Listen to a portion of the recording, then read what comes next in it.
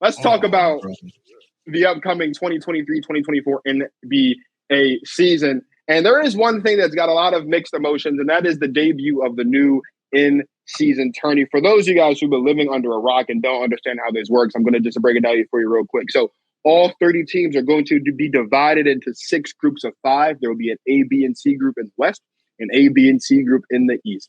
These games are not extra. There will be specific in-season tourney games that will be dedicated to count towards the total record and also the tournament games. Every game will be held on Tuesday and Friday except for election night, which is November 7th. Every team plays the other 4 teams in its group once, so 2 home games, 2 away games, and all tournament games, again, will count toward the regular season standings except the championship game. The quarterfinals will take place December 4th to December 5th in the home city of the higher seed, and the semis and the championship will take place December 7th and December 9th in Vegas. The winners will receive an all-new NBA Cup. There will be an all-in-season tournament team, whatever that means, and the prize pool will be allocated to players on the teams that participate in the knockout rounds. And again, games begin November 3rd, and they happen and finish December 7th to December 9th. As far as the groups are concerned, Grizzlies, Suns, Lakers, Jazz, and Blazers are West A. Sixers, Cavs, Hawks, Pacers, Pistons are East A. Nuggets, Clippers, Pelicans, Mavericks, and Rockets are West B. Bucks, Knicks, Heat, Wizards, Hornets are East B. Kings, Warriors, Wolves, Thunder, and Spurs are West C. Celtics, Nets, Raptors, Bulls, and Magic are East C. TV, we're going to start with you. Do you like the idea of an in-season tournament in the NBA this year? As a general idea, yes. Just because it gives, I don't know. I mean, NBA players are already shooting this down anyway, but let's see how it goes. But I think it gives at least a little bit more value to a long, grueling 82-game season. Whether people will show up to really go after this NBA Cup and everything, we'll have to wait and see. But at the end of the day, I do like this idea. I think more than anything, it's not really for the top tier teams, but I could see a lot of the middle playoff teams, the guys like floating around the playing tournament, really try to go for this because, look, it's a sense of hardware. It's another, thing to fight for in the middle of the season. It helps, get those teams up going and try to keep them competitive.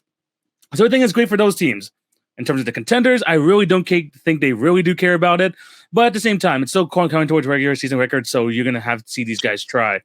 But at the end of the day, I mean, Adam Silver's really obsessed with trying to follow this European football method of trying to go in with these in-season tournaments. But honestly, it's just really hard to do it when the NBA is just one league. It's not like the English Premier League where you can have the EFL Cup, including all 4 divisions of English football, trying to win who's the best team in England. It's not like the Champions League where you can get all the teams from Europe and try to put them in these groups and try to crown them champions of Europe. The NBA is the league, and trying to create a season tournament with the exact same teams with no, with not really too much history, not too much incentive to it. I mean, they are trying to, but at the same time, I mean, players are still trying to talk it down. But at the end of the day, it's just a lot of things that the NBA can't do when it's already such centered on the NBA, on that one league, that it's going to really hard to make people really care about this in-season tournament. Jalen, are you a fan of the in-season tournament, bro? Don't care. I just don't care. No. Is it because the Bulls aren't going to win? No, we're not. We don't have a shot. That's beyond the point. But in all seriousness, I don't understand it. I mean, is it supposed to be able to establish new rivalries through the fact that some of these teams are going to play each other multiple times throughout this time frame that they have to be able to go up against each other within these groups? That's kind of a forced situation at that point. Yeah, you could create some conflict. Yeah, you could create some interesting matchups that maybe we wouldn't see as consistently during a regular season where these type of things aren't orchestrated. But other than that, what are you trying to establish? I understand that we've seen a couple of little mini beasts throughout the postseason where we've seen Memphis end up against the Los Angeles Lakers, or we've seen little things where the Kings and the Golden State Warriors have a little mini thing going on in the background that is kind of slowly established, but there's nothing there for anybody to really gravitate towards besides just revisionist history of certain matchups we've seen in the past. Not anything that really is worth clinging to and saying this holds any kind of weight when you beat a team in this and I guess in this little tournament that they got going on. I just don't really see the benefit of it. A lot of what TV has said before about like the fact that this is the one league.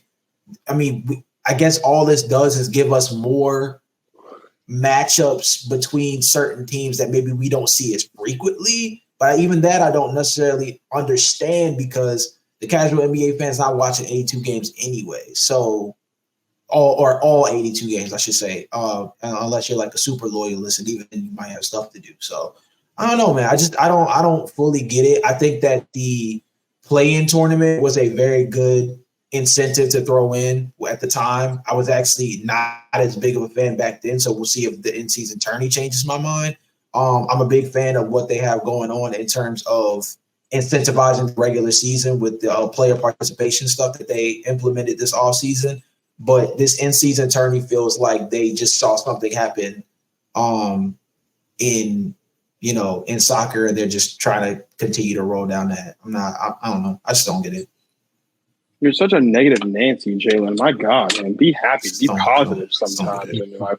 I think this is a good idea, and I think it's a good idea because it works in the WNBA. As an avid WNBA fan and someone who supports the game of women's basketball overall, the WNBA have what it's called the Commissioner's Cup. It's the exact same logic. The teams aren't necessarily broken up into groups. It's just there are certain games that exist that are what we call Commissioner Cup games. And the way that works is there is an East champion, there's a West champion, and there's one extra game added as a championship game where no other games are played that week. The winner is the Commissioner Cup champion. I think when I first heard the idea of the in-season tourney in the NBA, that's what I was thinking.